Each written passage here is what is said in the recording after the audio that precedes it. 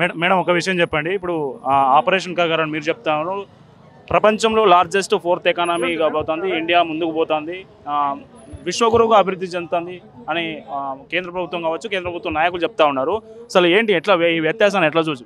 అసలు ఈ విశ్వగురువు ట్రంప్ చెప్పంగానే యుద్ధం ఆపేసిన విశ్వగురువుకి ఎంత సత్తా లేదో, దేశభక్తి పెద్ద బోగస్ నినాదము, దొంగ భక్తి, దేశభక్తి లేదు, పత్తిగట్ట తోటకూర ఏం లేదు, ఇక్కడ దేశ భద్రత లేదు. దేశ భద్రత లోపించింది కాబట్టే పహల్గామ్లో దాడులు జరిగాయి. 26 మంది పొట్టనే పెట్టుకున్నారు.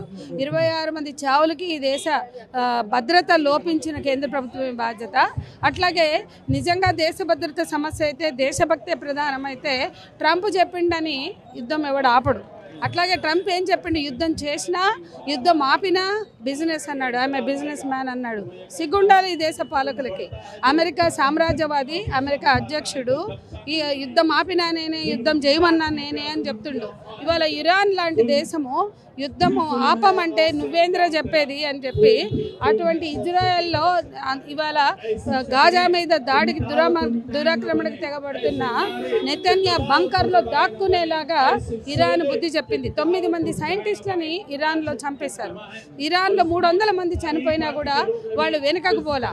కానీ వాళ్ళ ఇంత పెద్ద దేశము, ఈ దేశ పాలకులకి సార్వభౌమాధికారం ఉంటే, దేశభక్తి ఉంటే, ఆత్మగౌరవం ఉంటే, అమెరికా సామ్రాజ్యవాదానికి వెన్ను చూపించకుండా గుండె ఎదురు చూపించాల్సినటువంటి అవసరం ఉంది అని చెప్తూ ఇవాళ ఈ ఆపరేషన్ కగార్ అనే యుద్ధం ఆఖరి యుద్ధం అన్నారు. ఆఖరి యుద్ధం అనే పేరు పెట్టుకోవడంలోనే కార్పొరేట్లకు హామీలు ఇవ్వడం కోసం, కార్పొరేట్లకి భరోసా కల్పించే యుద్ధం తప్ప ఈ దేశ మూలవాసులు ఆదివాసులు కాదు.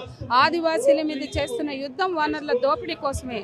ఆపరేషన్ కగార్ ఆపివేయాలి, శాంతి చర్చలకి నాంది పలకాలి, శాంతి చర్చలతో సమస్యను పరిష్కరించాలి అంటున్నామంటే ఆదివాసీల మీద యుద్ధం చేయడం కోసం పెట్టుకున్న పేరు కగార్, ఆపరేషన్ కగార్ అయినా సింధూర్ అయినా ఆయుధాలు అమ్ముకోవడానికి, అలాగే కేవలం ఆదివాసీల మీద కానీ లేదా స్థానిక వనరుల మీద కానీ, అది నీరు కావచ్చు, ఖనిజ సంపద కావచ్చు.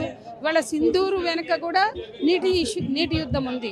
అంటే వనరుల మీద పెత్తనం, ఆధిపత్యం ఇవన్నీతో ముడిపడి ఉన్నాయి. ఏ యుద్ధమైనా, ఆపరేషన్ కగార్ అయినా, సింధూర్ అయినా, ఇవాళ ఇరాన్ మీద చేస్తున్న యుద్ధమైనా, గాజా మీద చేస్తున్న యుద్ధమైనా ఖచ్చితంగా ఒక దేశ సంస్కృతి సాంప్రదాయాలు వనరుల మీద పెత్తనం చేయడానికే ఫస్ట్ వరల్డ్ వార్ వచ్చింది, సెకండ్ వరల్డ్ వార్ వచ్చింది. ఆ తర్వాత అనేక రూపాల్లో సాగుతున్నటువంటి ఆధిపత్య దోపిడీల్లో భాగమే యుద్ధాలను మనం చూడాలి. ఆపరేషన్ కగార్ అంటే అక్కడ ఏదో అన్యాయం జరిగిపోతుంది, మావోయిస్టులు ఏదో చేసేస్తున్నారు అంటే, మావోయిస్టులు ఎప్పటి నుంచో ఉన్నారు, అప్పటి నుంచి యుద్ధాలు లేవు కదా. కాబట్టి మీరు మావోయిస్టులను పట్టుకుని చట్టబద్ధంగా శిక్షించండి.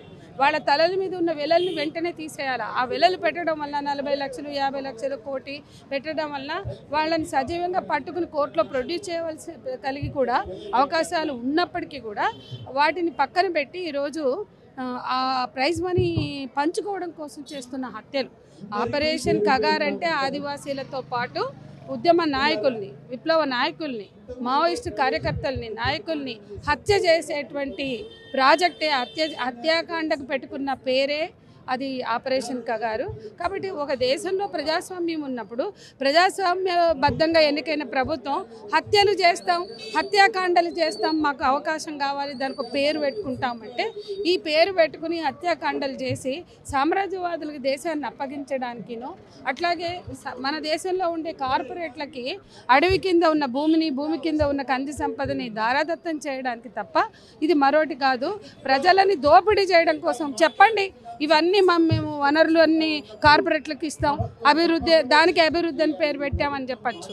ఎందుకంటే అభివృద్ధి అంటే ఇది అభివృద్ధి కాదు, విధ్వంసం. అభివృద్ధి అంటే అభివృద్ధికి నమూనా ఉంది. ఇప్పుడు మన దగ్గర ఐడిపిఎల్, హెచ్ఎంటి, బిహెచ్ఎల్ ఇట్లాంటివి పెడితే ప్రజలు భూములు ఇచ్చారు, అవి అభివృద్ధి, ఎందుకంటే ఎంప్లాయ్మెంట్ దొరికాయి. కానీ ఇవాళ ఈ దోపిడీలో ఎంప్లాయ్మెంట్ కన్నా వనరుల మీద పెత్తనం, వనరుల దోపిడీ, వనరుల తరలింపు ఉంటుంది. కాబట్టి ఇవాళ కార్పొరేట్లను బలోపేతం చేయడానికి తీసుకుంటున్నటువంటి కార్యక్రమం ఇది. అందుకే అభివృద్ధి ప్రజల కేంద్రంగా జరిగేది అభివృద్ధి, ప్రజల కోసం జరిగేది అభివృద్ధి. ప్రజల భాగస్వామ్యంతో జరిగేది అభివృద్ధి. ఇవి ఏవి లేని ఈ అభివృద్ధి కార్పొరేట్ల అభివృద్ధి కోసం చేస్తున్నారు. ఈ దేశ పాలకుల యొక్క కుట్రపూరితమైన వైఖరి మొన్న యుద్ధంలో ట్రంప్కి గులాంగిరి చేస్తూ జీ హుజూర్ జో హుకుం అనేటువంటి కనీసం వెన్నెముక లేని ఈ పాలకులకి దేశభక్తి లేదు, ఇక ప్రజల మీద ప్రేమ లేదు, ఆదివాసీల మీద అంతకన్నా లేదు. కాబట్టి ఆదివాసీలను చంపుతూ పిల్లల్ని, మహిళల్ని, పెద్దల్ని అందరినీ చంపుతూ నాయకుల కోసం చేస్తున్నామని ఒక దొంగ బూటక నాటకం ఆడుతున్నారు. దాన్ని వెంటనే ఆపివేయాలి అనేది మేము డిమాండ్. ఇప్పుడు ఆదివాసీల మీద ఇట్లాంటి దాడులు జరుగుతున్నాయి, వాళ్ళని చంపుతున్నారని మీరు అంటున్నారు. ఒక ఆదివాసీ మహిళను రాష్ట్రపతి చేస్తున్నాను వాళ్ళు చెప్తున్నారు. ఒక మహిళను చేస్తే చేసుకో, కానీ ఆ మహిళ కూడా ఆదివాసీల మీద అత్యాచారాలను ప్రశ్నించట్లా. మధ్య భారతంలో వందలాది వేలాది అత్యాచారాలు జరిగాయి, ఎందుకు ఒక కేసు కూడా నమోదు చేయాల? ఇవాళ ఊర్లలో ఆడపిల్లలు కుప్పలుగా అత్యాచారాలకి అంటే సైన్యం ఇవాళ దేశభక్తితో పొంగి పొర్లుతున్నటువంటి ప్రజలు అసలు సైన్యం ఎందుకు అత్యాచారాలు చేస్తుంది? మొత్తం గ్రామాల్లో మధ్య భారతం అంతా బస్తర్, ఛత్తీస్గఢ్, జార్ఖండ్, ఈ అన్ని గ్రామాల్లో కూడా ఒరిస్సా ఈ ప్రాంతాల్లో కూంబింగ్కి వెళ్ళిన చోట అంతకుముందు వైజాగ్లో వాకపల్లిలో జరిగింది. ప్రభుత్వమే నష్టపరిహారం కట్టించింది.